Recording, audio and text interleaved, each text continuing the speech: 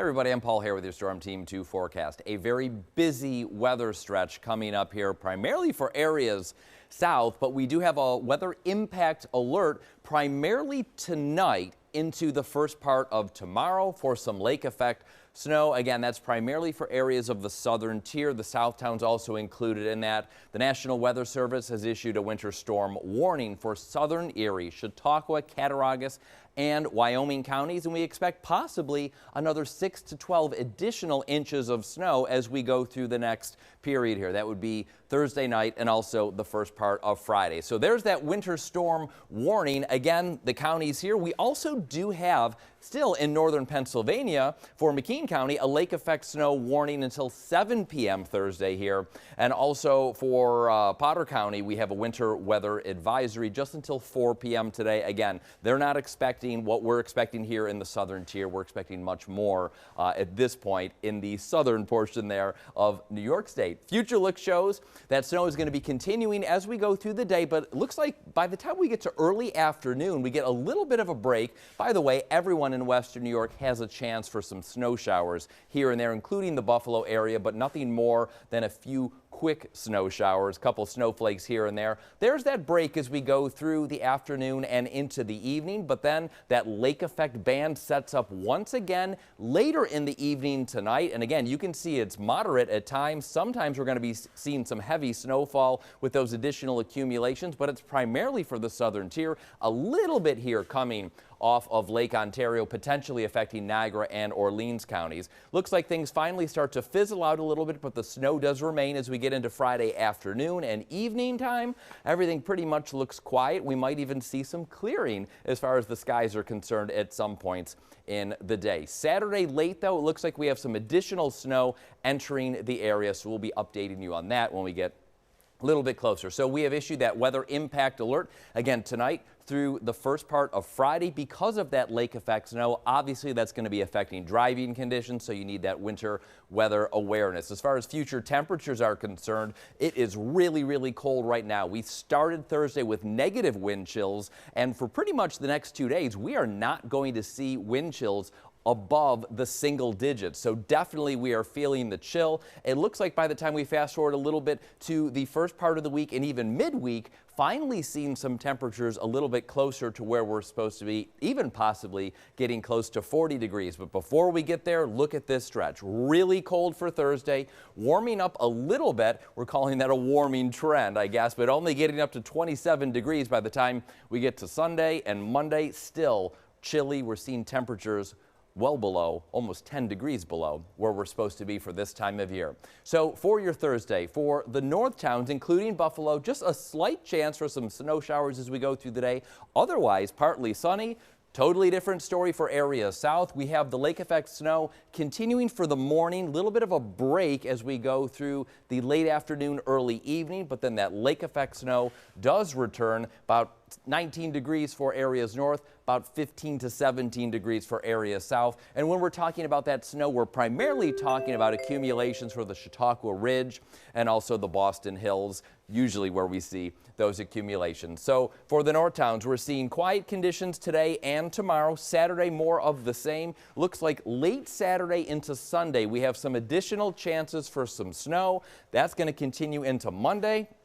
Tuesday looks nice, possibly some rain showers in the forecast as we get to Wednesday. Still that precipitation, but obviously you're seeing those temperatures increasing again, getting close to the 40-degree mark by mid-time next week. That weather impact alert for the south towns in the southern tier for today and also tomorrow because of that ongoing lake effect snow. And again, it's primarily late Thursday into early Friday. Again, more of the same for these zones. Saturday looks relatively quiet. Sunday, we have that snow in the forecast. Pretty much Saturday into Sunday would be that snow. Same on Monday. Tuesday looks quiet, and we do have those same chances for a little bit of rain as we get into Tuesday and Wednesday of next week. Hello, I'm meteorologist Jennifer Stanonis. Lake effect snow, it's a rare and unique weather phenomenon, and it can happen anywhere there's a large enough lake with cold enough air flowing over the relatively warmer lake water. A more common place for this, for all the weather ingredients to come together, well, it's the Great Lakes region, and that's where we see most of that lake effect snow happening. And lake effect snow, as we know, can have a big weather impact. So let's go more into detail on that and how lake effect snow develops.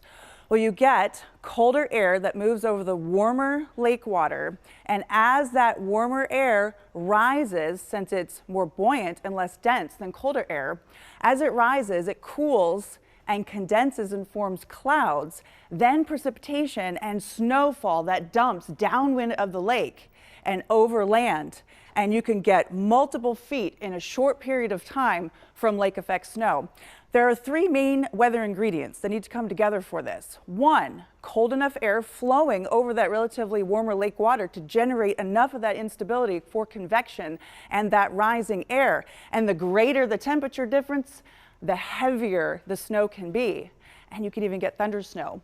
Also, you need enough atmospheric moisture in place to get those snow crystals developing and growing in that rising unstable air. And three, the wind flow over the lake, best case, is over the longest fetch or length of the lake, giving that air more to work with in terms of generating more instability and producing snowfall. So the direction of the wind flow is important for the snow amounts and locations of the heaviest snow bands. For instance, over Lake Erie, when you get that southwesterly wind flow, that's when areas just northeast of the lake can get a lot of heavy snow, including Buffalo, New York. Same for a westerly flow over Lake Ontario. The eastern end of the lake then can get buried in the heavy snow.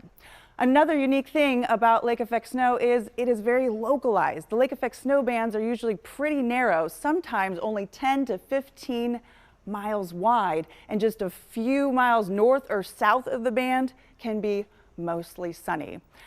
And get this, a lake effect snow machine can just keep going and going for hours and days, generating significant amounts of snow very quickly, as long as the main weather ingredients stay in place.